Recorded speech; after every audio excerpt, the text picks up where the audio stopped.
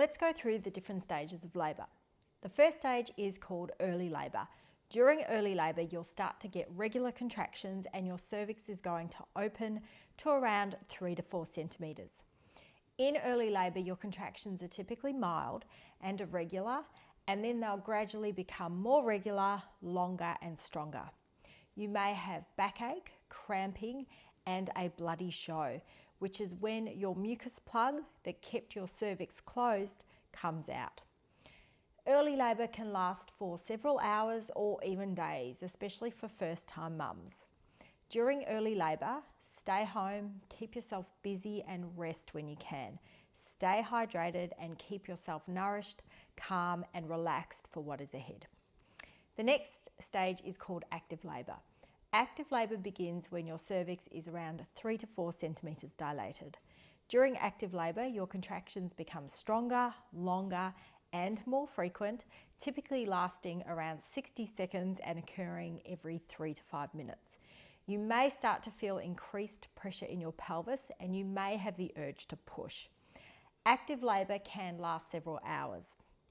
Next is what is called the transition phase of labour. So this marks the transition from active labour to the second stage of labour, which is when you start to birth your baby.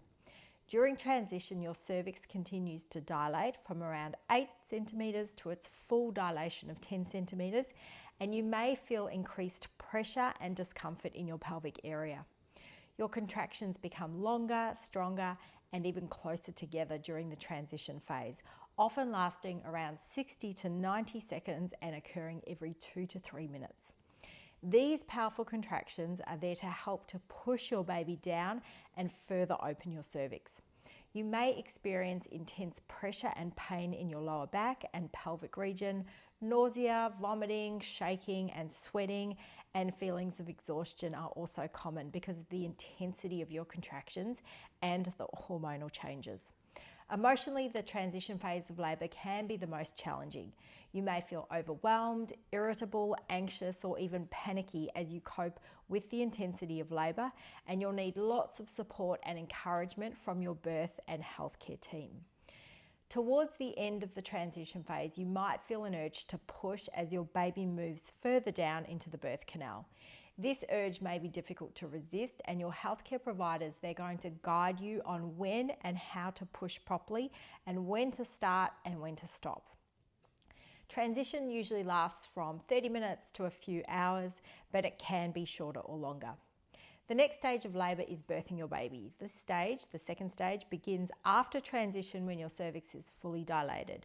You may feel a strong urge to push as your baby moves through your birth canal. This stage can last anywhere from a few minutes to a few hours, depending on the position of your baby. But even though your baby has now been born, you still haven't finished. The final stage of labour is the delivery of your placenta.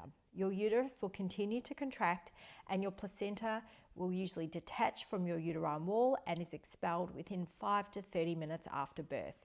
Your healthcare providers may help by gently pulling on the umbilical cord or by giving you some medication to help the placenta detach more easily and quickly. These stages of labour, early, active, transition, birthing your baby, and the placenta can be different for all women and may be influenced by the position of your baby, your physical condition, and whether you have used pain medication. The duration of labour can vary widely from woman to woman and can also depend on various factors, including your health, your pregnancy history, the position of your baby, and whether or not interventions such as inductions or caesarean sections are needed. Let's go through some general guidelines for the duration of each stage of labour so that you know what to expect. So early labour can last anywhere from several hours to days. Active labour usually lasts around 6 to 12 hours for first-time mums, but may be shorter if you have given birth before. Transition usually lasts from 30 minutes to 2 hours.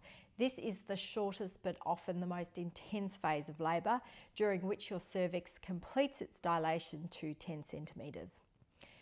Birthing your baby, or what is sometimes called the pushing stage, can last anywhere from a few minutes to a few hours. And then delivery of your placenta typically lasts around 5 to 30 minutes after your baby is born. There is also the fourth stage of labour, which includes those first hours after delivery and involves monitoring you and your baby for any complications. So within this fourth stage of labour is what's called the golden hour. So the golden hour is the first hour of your baby's life, immediately following birth. It's a very special time. During this golden hour, you want to have lots of skin-to-skin contact where your baby is placed skin to skin on your naked chest or abdomen as soon as possible after birth. If it can't be your naked chest for whatever reason, your birth companion or partner's naked chest is fine as well. This close contact will help to regulate your baby's temperature, heart rate and breathing, and it promotes bonding between you and your baby. The golden hour is the best time as well to start breastfeeding if that is what you want to do to feed your baby.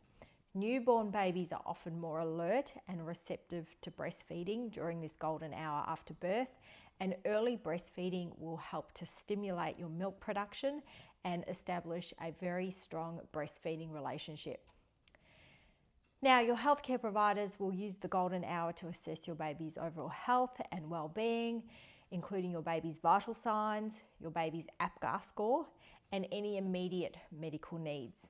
They may also perform routine procedures such as weighing your baby, administering vitamin K and eye ointment if necessary.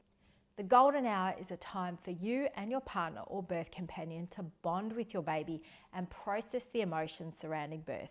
This is a sacred time for you and your baby, and you are well within your right to ask to have your baby with you on your chest for skin to skin at all times, even while medical checks and assessments are being done.